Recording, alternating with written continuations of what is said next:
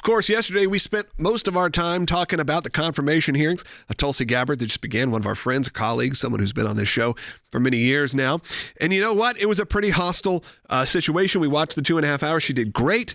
I think, who knows what happened in the closed door session, but in the public session, I think she did a fantastic job.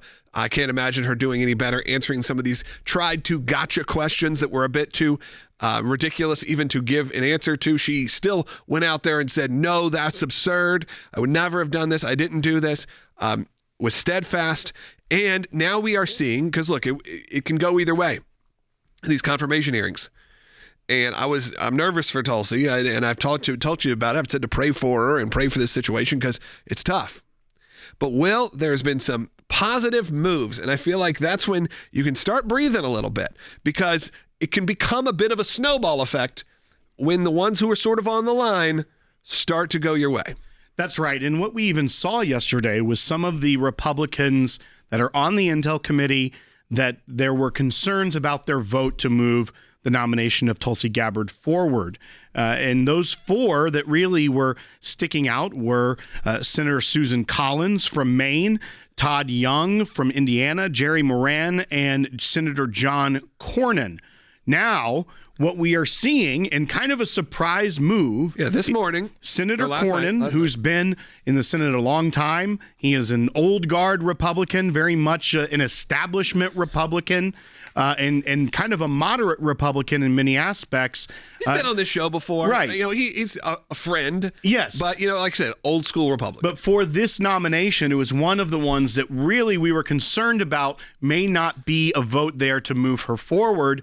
And even his questioning during the hearing kind of put us on edge. We talked about that yesterday on the broadcast.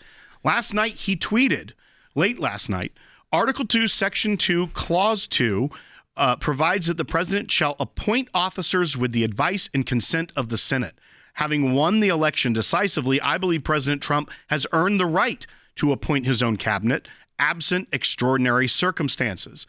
Therefore, it is my intention to consent to the appointment of Tulsi Gabbard as Director of National Intelligence. So that is can't get more direct than that. One of the four concerning votes that were on that Intel Committee publicly saying he will support her nomination. That is a big deal. Even if he was planning on doing it, many times you don't see them publicly state it. There's been talks about the vote being held in a skiff, so no one knows who voted how. Yeah. And that would give cover for some of these Republicans to vote the way that was in line with President Trump. However, Senator Cornyn getting out ahead of that, saying he will vote for her. This is a big momentum shifter for Tulsi Gabbard's nomination. You see what's on the surface. You see the hearings. You see the questioning, the back and forth between the nominee and the senators. But there's a lot of things going on behind the scenes as well. And when the president wants someone to be confirmed, and it's his own party that holds the majority, you know that there's a lot of internal government lobbying going on to try and move these nominees forward. And J.D. Vance, he taped a interview with Sean Hannity. It was taped, I believe, in the morning while the hearings were going on. Yesterday, and it aired last night. And Sean Hannity asked directly about the three that are the more controversial picks. Yeah, and I want to say before we play this, how refreshing it is to hear from a president, a vice president. Look, even to say during the tragedy in Washington, D.C. over the weekend, the next morning, there was a press conference with President Trump, Vice President Vance, with they had the transportation, Sean Duffy. There was a whole list of people that appeared at this, spoke, and kind of every heavy hitter you needed to see. That is such a converse of what we've seen for the last 4 years that it's almost shocking that it's not just a press secretary up there. The press secretary did a great job. But you saw the president of the United States, the vice president, and the head of transportation up there answering questions and not being afraid to take those. And how refreshing it is also to have someone like Vice President Vance, even on the media trail. And like you said, this was an interview with Sean Hannity. So you could take a listen to this clip again, talking about those three, and I put quote unquote controversial picks. RFK Jr., Tulsi Gabbard, Kash Patel. Sure. I think three excellent choices by the president. I agree. But I have every expectation that the Democrats are going to be vicious.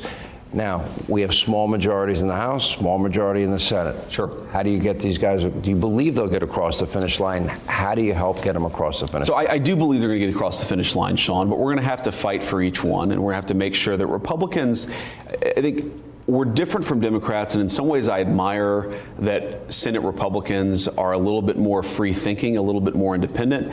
On the other hand, the president has made his selections, and the advice and consent power of the United States Senate should not be used to block people because you have one policy disagreement on one issue. You don't get to make these decisions. President Trump gets to make these decisions, and he already has. It's a pretty direct statement from J.D. Vance, but I want to take a call because Anthony's calling with a direct question that we can answer in Pennsylvania, listening on the radio. Anthony, you're on the air. Yes, I frequently reply to politicians' posts on X, but is it worth it for us to call their offices or send them emails? Absolutely. Absolutely, Anthony, this is the time to do it.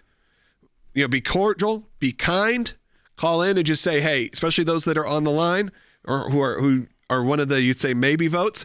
And look, I'd say right now, just anybody that's on that list, it's not going to hurt to call or email your senator in their office and say, hey, I'm one of your, one of the people in your area.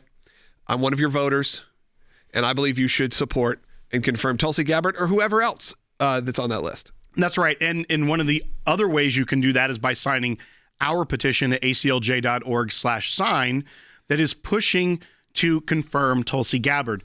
You can call the Capitol switchboard at 202-224-3121 and ask to speak with the senators from your state. That's 202-224-3121. Be cordial when you do that. But if you want to have double the effect as well, sign the petition.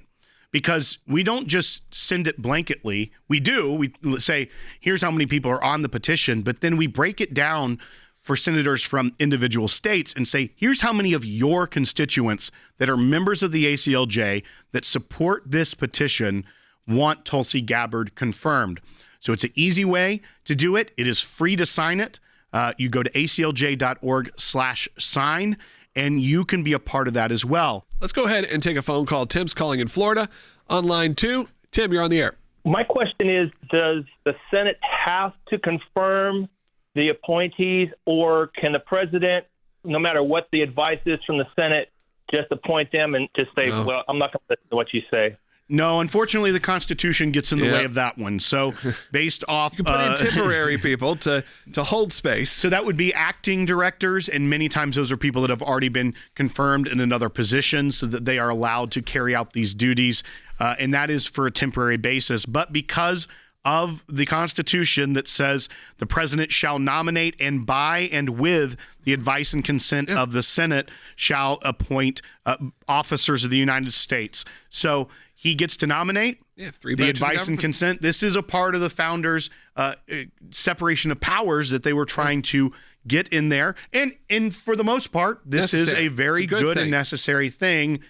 But it also comes down to it, the senators don't need to have their own agenda going in. Is when it gets political. It's not about whether someone is qualified. It's whether they agree with you or disagree with you. And sadly, we live in a time where that's not always the truth. It's not always, well, I believe this person's qualified even if I disagree with them. That doesn't always come that way. And actually, you're going to see the vote, I'm sure, not go that way. The vote will probably be very, very tight, very razor-thin margins either way. Even if she was the best and everyone loved her, it would still probably be fairly party line, unfortunately. It's just where we are right now.